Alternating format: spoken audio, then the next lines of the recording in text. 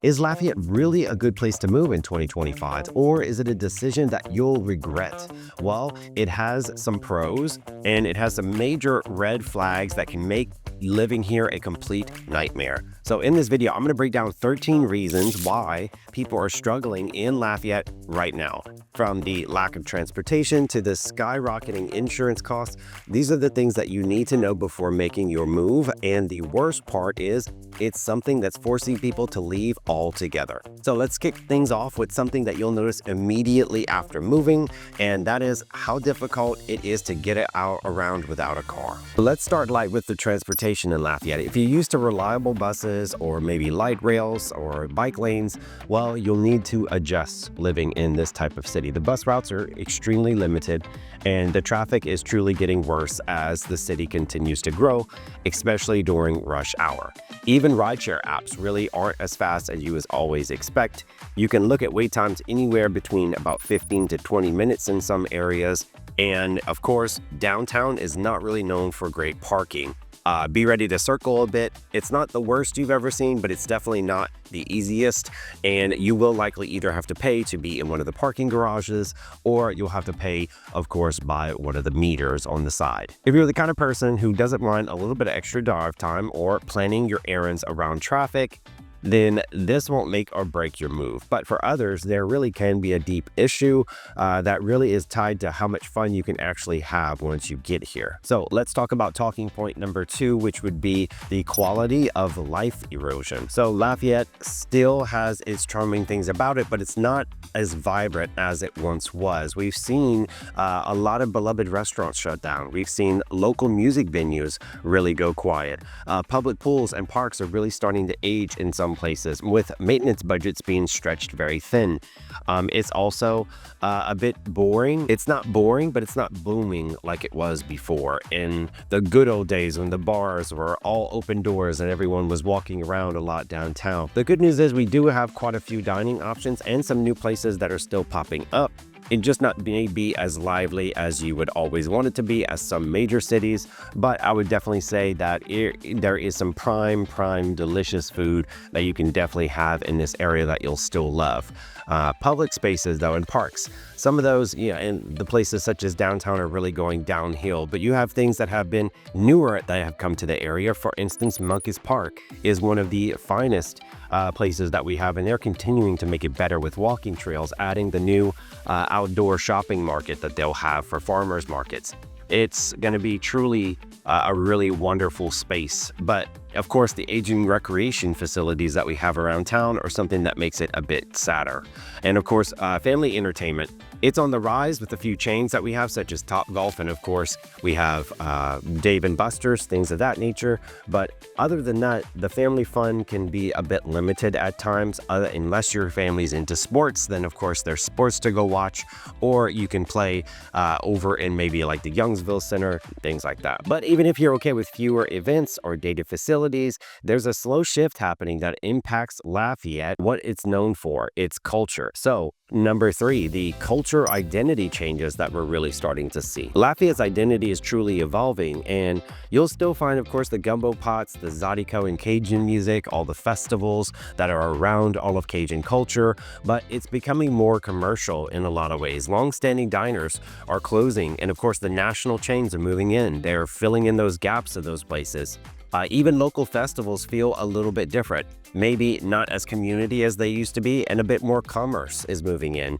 And French, it's still alive, but it's mostly only in the very old generations. Cajun French was, of course, a language that is been on the decline. It's really a dying language, which makes it very sad, but you can still find some people, few and far between, that can still speak it. The food scene, though, of course, is always going to be evolving and changing. We're getting very cool fusions of Cajun into Asian culture type foods, and I think they bring Cajun even to pizza and Italian. I think it's nice to see these fusions happen, but of course, for some people who want the true, authentic Cajun, they may be a bit sad to see some of that not being as popular, or people changing what a culture was at one point. But the good news is that local businesses and people do still love local businesses and are striving to keep them open. I've actually seen an experience where there was a local pizza eatery that people absolutely loved, and it was going out of business. Someone was kind enough to post that it was happening on Facebook. They got such a flood of business that they were actually able to keep the business back open, and it is currently still open and thriving. But tradition is changing, and that's always going to be expected with a growing city. But if you're moving here for that authentic Acadiana vibe, you'll need to dig a little bit deeper. And that brings us to one of my most practical concerns, which I think is the housing. So number 4 would be the rising housing costs. So Lafayette's housing market has really gotten a bit spicy. The prices have gone up 7% in the last year, with new construction costing about 15% more. Even in the traditionally more affordable areas, we're seeing multiple offers as being the new norm. Renting isn't much better either. Inventory is low and landlords are upping prices. So you might find a solid 1-bedroom for $1,200, but you'll have to jump on it pretty fast. Bidding wars right now in the market are not extremely common. The good news is that there is opportunities there, I think, for great negotiation on a lot of different prices on homes. And I do think that there are some areas that are still affordable if you're not looking to live directly in the city or in the most prime areas of town. But if you're hoping to snag a dream home on a modest budget, just be prepared to pivot. For the most part, all the nice ones do come with a price tag. And the housing's just one side of the coin. Let's talk about whether the jobs here are keeping up. Point number 5 would be the job market uncertainty that we're seeing.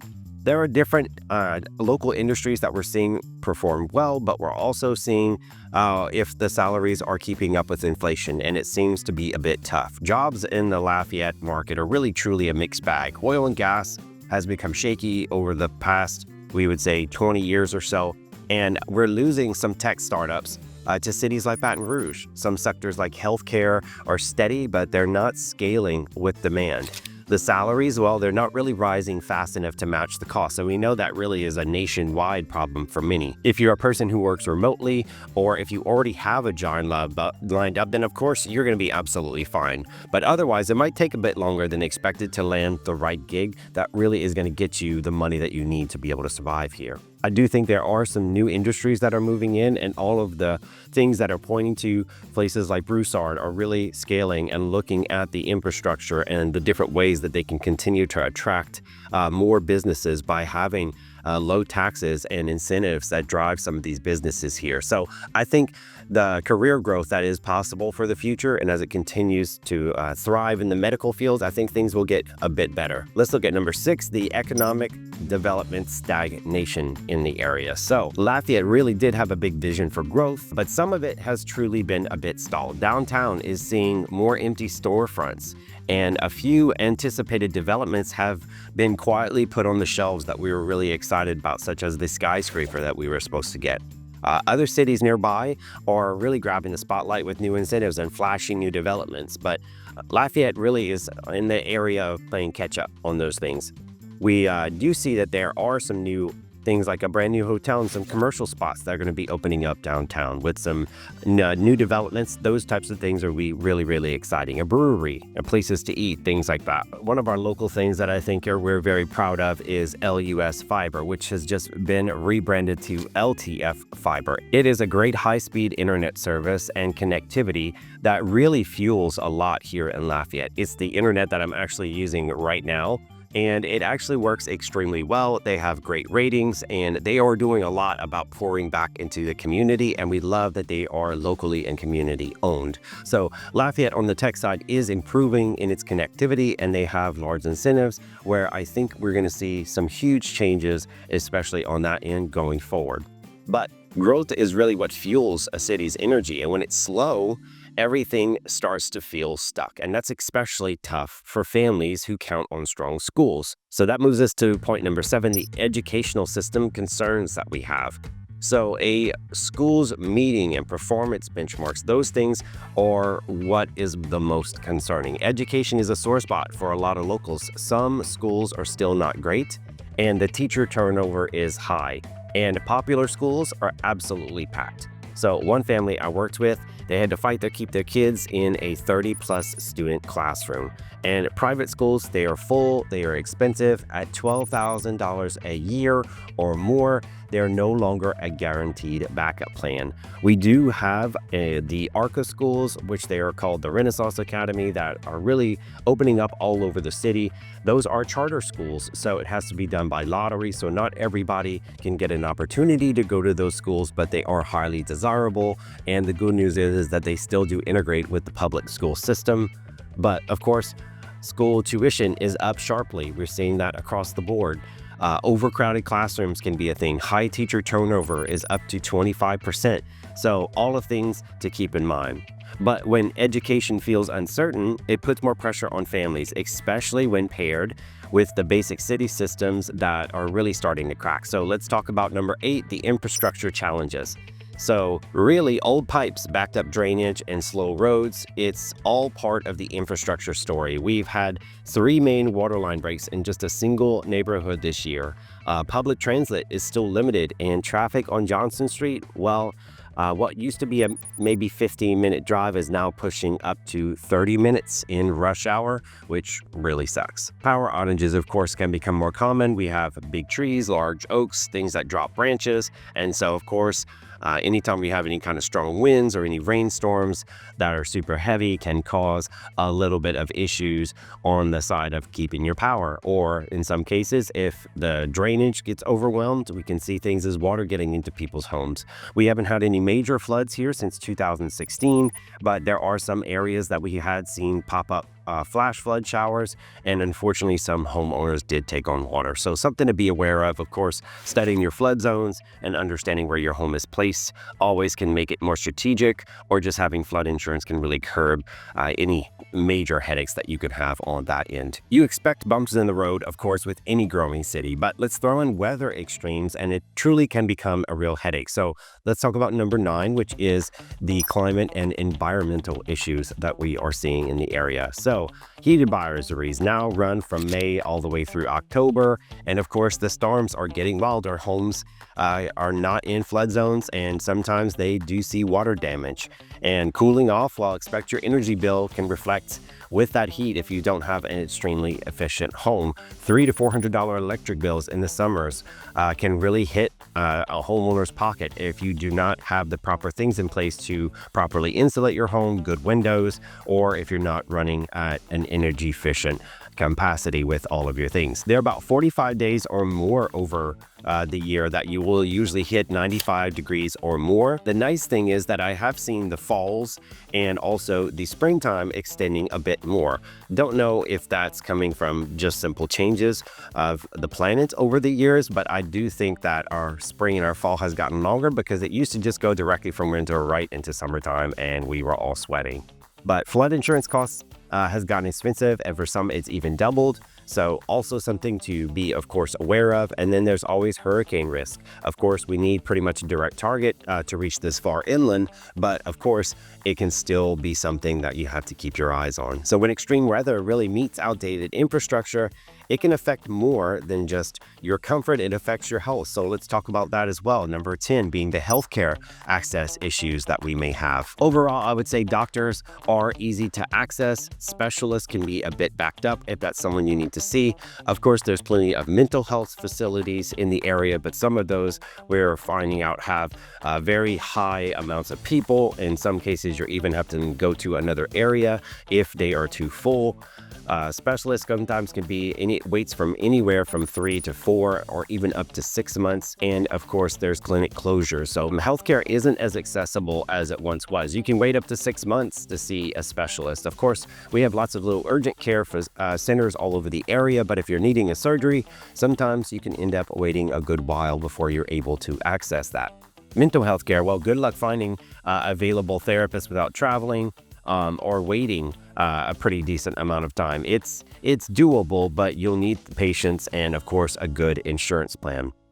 When even basic care feels hard to come by, people start to feel unsafe, and that leads to a deeper issue. Let's talk about number 11, which is public safety concerns. So what are the crime rates? That is what people are always going to talk about. What are the police responses that we're having in the area? Well, we know property crime is up 15% in certain areas. And of course, our police force is understaffed. That is always an issue as well, finding good help.